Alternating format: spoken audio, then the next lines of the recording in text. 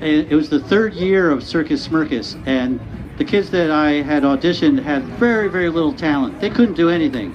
They could barely sit on a unicycle without falling over. So I decided I needed to find the best coaches in the world. And at the time, this was 1987, 88, 89, the best circus in the world was the Moscow Circus, and the best coaches were from the Moscow Circus School. So I wrote a letter to the director, who I thought was the director of the Moscow Circus, proposing a cultural exchange between students from the Moscow Circus School and students from Circus Smirkus. Well, of course they had no idea what Circus Smirkus was. It turned out that I had written a letter, unbeknownst to myself, to the not the director of the Moscow Circus, but it was the KGB.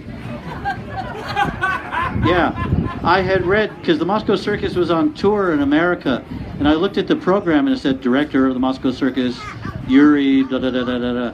So I wrote to him, and of course when the Moscow Circus would tour America, they would send the KGB to make sure that there were no defections. So I wrote to the head of the KGB proposing a cultural exchange. Well, luckily, the letter went to a secretary and to somebody else who said, they'll just rip this up. So they took it on themselves to contact me, and the upshot was I got invited to come over to talk to the Moscow Circus.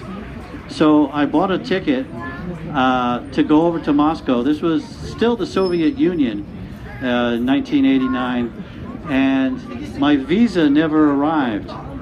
I was waiting month after month after month, and it was time to fly from New York to Moscow without a visa. I decided to get on the plane anyway. Did I ever tell you this story? Well, clowns are notorious for telling lies, but this is the truth. So I decided to get on the plane, and the plane went from New York to Helsinki, transfer Helsinki to Moscow. And when I got to Helsinki, there was a man behind the desk, and he said, "Do you have your passport?" "Yes, sir. Here's my passport." "Do you have your visa?" "No, sir." And he was so confused by this, he didn't know what to do. So I just said, "Are you allowed here in Finland to put me on the plane?" He said, "Yeah, but if I put you on the plane, they'll either send you to Siberia or send you right back to Helsinki."